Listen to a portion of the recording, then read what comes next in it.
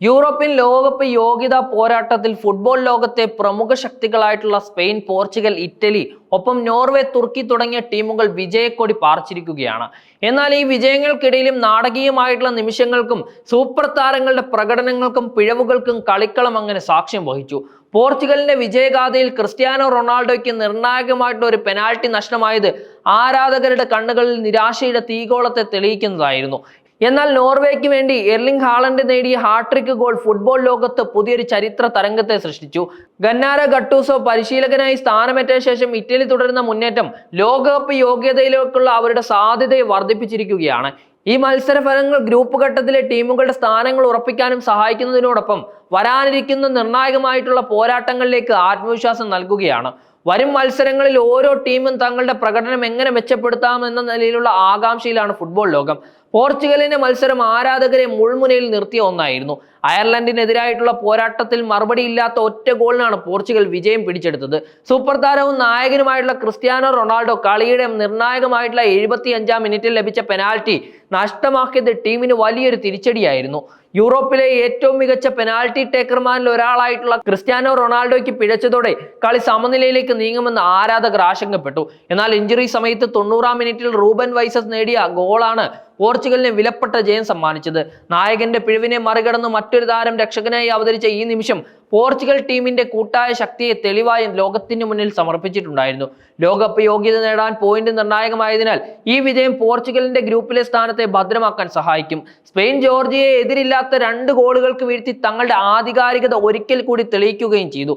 കളിയുടെ ഇരു പകുതികളിലുമായി Spanish team വല ചലിപ്പിക്കുകയും ചെയ്തു. 24-ാം മിനിറ്റിൽ യുവതാരം യെരമി പിനോയാണ് സ്പാനിഷ് ടീമിനെ ലീഡ് സമ്മാനിച്ചത്. രണ്ടാം പകുതിയുടെ 64-ാം മിനിറ്റിൽ മിക്കോൽ ഓയർബെൽ 2ാം ഗോൾ നേടി വിജയം ഉറപ്പിച്ചു. പന്ത് കൈവശം വെച്ചുള്ള അവരുടെ പരമ്പരാഗതമായിട്ടുള്ള ശൈലി ഈ മത്സരത്തിലും ഫലം കാണുകയും ചെയ്തു. ജോർജിയൻ പ്രതിരോധത്തെ തകർത്തുകൊണ്ട് മുന്നേറാൻ സ്പാനിഷ് താരങ്ങൾ ശ്രദ്ധിക്കുകയും ചെയ്തു. മുൻ ലോകകപ്പ് ജേതാക്കളായിട്ടുള്ള സ്പെയിൻ യോഗ്യതാ റൗണ്ടിൽ തങ്ങളുടെ മികച്ച ഫോം അങ്ങനെ തുടർന്ന് മുന്നോട്ട് പോവുകയാണ്. പരിചയസമ്പന്നരെയും യുവതാരങ്ങളെയും ഒരുമിച്ച് ഒരു ശക്തമായുള്ള ടീമിനെ വാർത്തെടുക്കാനുള്ള സ്പാനിഷ് പരിശീലകന്റെ തന്ത്രം വിജയം കാണുന്നതിന്റെ ഒരു സൂചനയാണ് ഈ മത്സരഫലം. മാഞ്ചസ്റ്റർ സിറ്റി താരം എർലിംഗ് ഹാളണ്ടിന്റെ പ്രകടനവും നോർവേക്കെതിരെ ഇസ്രായേലിനെതിരെ മിന്നുന്ന ജയം നേടിക്കൊടുത്തു. മറുപടിയില്ലാത്ത 5 ഗോളുകൾക്കാണ് നോർവേ ഇസ്രായേലിനെ പരാജയപ്പെടുത്തിയത്. ഈ മത്സരത്തിൽ ഹാളണ്ട് ഹാട്രിക് നേടുകയും ചെയ്തു. 27, 63, 72 മിനിറ്റുകളിലാണ് ഹാളണ്ടിന്റെ ഹാട്രിക് ഗോളുകൾ. ഹാളണ്ടിന്റെ ഈ തകർപ്പൻ പ്രകടനം നോർവേയുടെ ലോകകപ്പ് യോഗ്യതാ പ്രതീക്ഷകൾക്ക് വലിയ ഊർജ്ജം നൽകുന്നു.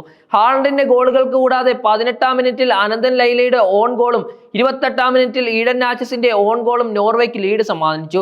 2 ഓൺ ഗോളുകളും എതിരില്ലാത്ത 5 ഗോളുകളും ഇസ്രായേലിന്റെ വലയിലേക്ക് അടിച്ചുകൂട്ടി നോർവേ ഒരു വിജയത്തിന്റെ കൊടുമുടിയാണ് സൃഷ്ടിച്ചത്. ഇറ്റാലിയൻ ടീം തുടരുന്ന മുന്നേറ്റം ഫുട്ബോൾ ലോകത്ത് ശ്രദ്ധേയമാവുകയാണ്. എസ്റ്റേണിയയെ 1-നെതിരെ 3 ഗോളുകൾക്കാണ് അവർ പരാജയപ്പെടുത്തിയിരിക്കുന്നത്. മത്സരത്തിന്റെ 4-ാം മിനിറ്റിൽ തന്നെ മോയ്സെ ക്രീനിലൂടെ ആസൂറികൾ മുന്നിലെത്തി. 38-ാം മിനിറ്റിൽ മാറ്റിയോ ഗെറ്റിയുടെ 2ാം ഗോളും നേടുകയും ചെയ്തു. 74-ാം മിനിറ്റിൽ ഫ്രാൻസിസ്കോ പിയോ എസ്കോപ്പിയോയുടെ 3ാം ഗോളും നേടി വിജയം ഉറപ്പിക്കുകയായിരുന്നു. 76-ാം മിനിറ്റിലാണ് എസ്റ്റോണിയ ആശ്വാസത്തിന്റെ ഗോൾ നേടിയത്. കന്നി മത്സരത്തിൽ തന്നെ പരിശീലകന്റെ തന്ത്രങ്ങൾ കളിക്കാർ കൃത്യമായി നടപ്പിലാക്കുന്നു എന്നതിന്റെ കൃത്യമായിട്ടുള്ള തെളിവാണ് ഇറ്റലിയുടെ ഈ നിർണായകമായിട്ടുള്ള പ്രകടനം. യുവതാരങ്ങൾക്ക് കൂടുതൽ അവസരം നൽകാനുള്ള ഗുട്ടോസുവിന്റെ തീരുമാനം ടീമിന്റെ ആക്രമണോത്സുകത വർദ്ധിപ്പിക്കുകയാണ്. ലോകകപ്പ് യോഗ്യത നേടാനുള്ള ഇറ്റലിയുടെ പരിശ്രമങ്ങൾക്ക് ഈ വിജയം നിർണായകമാണ്.